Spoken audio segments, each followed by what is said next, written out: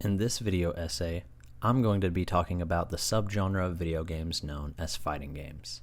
Fighting games are a subgenre of video games where anywhere from 2 to 6 playable characters, controlled by 2 or more players at a time, are pitted against each other in one-on-one combat. Fighting games have created a huge social and cultural impact in the world of video games. Not only have they created a social setting for gamers to experience, whether it be with friends, both in person and online globally, they've also created a sense of competition, learning, and determination within the people that play them. While they're considered one of the more challenging genre of video games to get into and especially to master, those who put in the time reap the satisfying rewards that come along with them.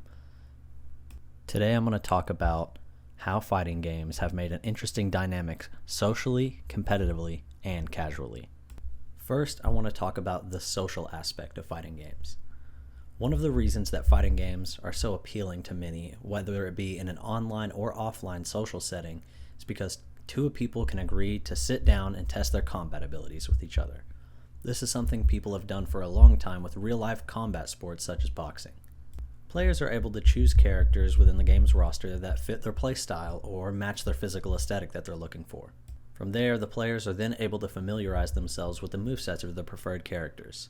Just like you would in real-life combat or combat sports, the players spar and fight to test their mastery with the abilities that they've learned. This is an appealing social setting for many gamers, allowing for people to choose the characters that they enjoy and pit those characters against the characters of the other player's choice. When it comes to the gaming world, fighting games are considered one of the most niche communities.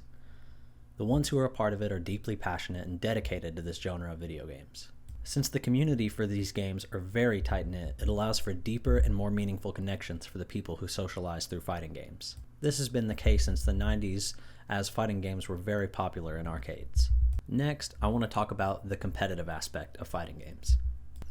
Competitive play is an essential part of the modern fighting game genre. Although its popularity and exposure are more recent, competitive play and tournaments are not new introductions to fighting games. People have been playing these games seriously and competitively since the creation of fighting games. What is now the world's largest fighting game tournament, EVO, also known as Evolution Championship Series, is a huge event in the fighting game community. The first Evolution tournament was held in 1996 at the time known as Battle by the Bay. It was run and organized by Tom Cannon and Tony Cannon, twin brothers who were also the first to create and implement rollback netcode into fighting games. EVO has now become the world's biggest fighting game tournament with huge prize pools for a wide array of the most popular fighting games. EVO 2022 had nearly 18,000 in-person attendees as well as over 3.7 million views through live streams. This kind of turnout just shows how deeply passionate and dedicated fighting game fans are to the genre. While many people do not want to have to sink hundreds of hours into a video game to be good at it, many of them are willing to do this for fighting games. The competitive aspect of fighting games is one of the most appealing parts of the genre. Being able to dedicate time and put in the work to get good at a fighting game is hugely satisfying. This is why tournaments are incredibly popular within the fighting game community. It allows players to watch professionals go up against each other head to head. It is similar to watching 2 world-class boxers go at it. But many people are not willing to sink in hundreds of hours into a video game to be good at it. This is where accessibility brings in new players. Now I want to talk about casual play and accessibility within fighting games. The vast majority of all sales for fighting games come from casual players. Many of these players want to sit down, press buttons, and watch their characters do fun and interesting things. Not everyone wants to put in the time and dedication to a fighting game to have fun with it or feel good at the game. Over time, fighting games have added more and more features that allow them to be more accessible to new players.